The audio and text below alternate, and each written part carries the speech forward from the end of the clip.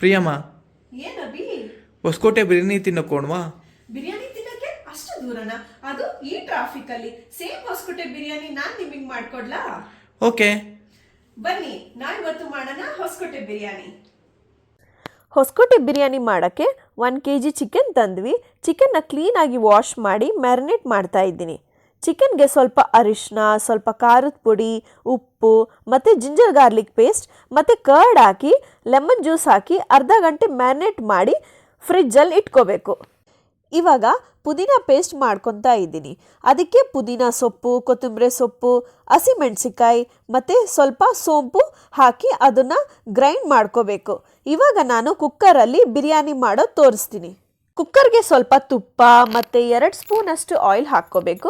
ಬಿರಿಯಾನಿ ಎಲೆ, ಚಕ್ಕೆ, ಲವಂಗ, ಮರಾಠಿ ಮೊಗ್ಗು, ಯಾಲಕ್ಕಿ, ಕಲ್ ಹೂವು, ಸೋಂಪು, ಕರಿ ಲೀವ್ಸ್ ಹಾಕಿ ಸ್ವಲ್ಪ ಹೊತ್ತು ಫ್ರೈ ಮಾಡಬೇಕು. ಇವಾಗ ಈರುಳ್ಳಿ ಬ್ರೌನ್ ಆಗೋವರೆಗೂ ಫ್ರೈ ಮಾಡ್ಕೋಬೇಕು. ಮತ್ತು ಜಿಂಜರ್ ಗಾರ್ಲಿಕ್ ಪೇಸ್ಟ್ ಹಾಕಿ ಟೊಮ್ಯಾಟೊ ಹಾಕಿ ಫ್ರೈ ಮಾಡ್ಕೋಬೇಕು.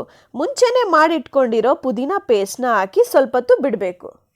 ಮತ್ತು ಇವಾಗ ಅರಿಶಿನ, ಖಾರದ ಪುಡಿ ಹಾಕಿ ಫ್ರೈ ಮಾಡ್ಕೋಬೇಕು. ಆಮೇಲೆ ಸ್ವಲ್ಪ ಮೊಸರು ಹಾಕ್ಕೋಬೇಕು. ಏನಕ್ಕೆ ಮೊಸರು ಅಂದರೆ ಮೊಸರು ಹಾಕಿದರೆ ಇನ್ನೂ ತುಂಬ ಟೇಸ್ಟ್ ಬರುತ್ತೆ. ಮತ್ತು ಇವಾಗ ಮ್ಯಾರಿನೇಟ್ ಮಾಡಿರೋ ಚಿಕನ್ನ ಕುಕ್ಕರ್ಗೆ ಹಾಕಿ ಚೆನ್ನಾಗಿ 10 ನಿಮಿಷ ರೋಸ್ಟ್ ಮಾಡಬೇಕು. ರೋಸ್ಟ್ ಆದಮೇಲೆ ಟೇಸ್ಟ್ಗೆ ಉಪ್ಪು, ಗರಂ ಮಸಾಲ ಹಾಕ್ಕೋಬೇಕು.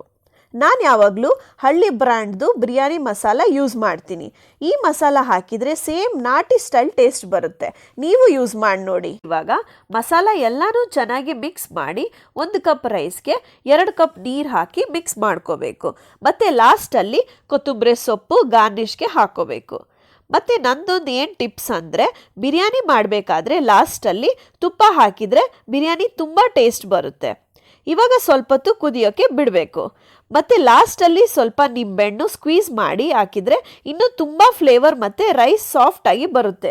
ಹೋಟೆಲ್ ಬೇಡ, ಹೈವೇ ಬೇಡ, ನಮ್ಮ ಮನೆಯಲ್ಲೇ ಹೊಸಕೋಟೆ ಬಿರಿಯಾನಿ ತಯಾರಾಗಿದೆ. ನಾನಿವಾಗ ಕುಕ್ಕರ್ ಓಪನ್ ಮಾಡ್ತಾ ಇದ್ದೀನಿ. ನೋಡಿ ಎಷ್ಟು ಚೆನ್ನಾಗಿ ಬಿರಿಯಾನಿ ರೆಡಿ ಆಗಿದೆ. ವಾವ್! ನೀವು ನಿಮ್ಮ ಮನೆಯಲ್ಲಿ ಟ್ರೈ ಮಾಡಿ ಹೇಗಿದೆ ಅಂತ ಕಮೆಂಟ್ ಮಾಡಿ. ಮತ್ತು ಸಬ್ಸ್ಕ್ರೈಬ್ ಮಾಡೋದು ಮರಿಬೇಡಿ. ನೆಕ್ಸ್ಟ್ ವಿಡಿಯೋದಲ್ಲಿ ಸಿಗೋಣ. ಅಲ್ಲಿವರೆಗೂ ಟಾಟಾ.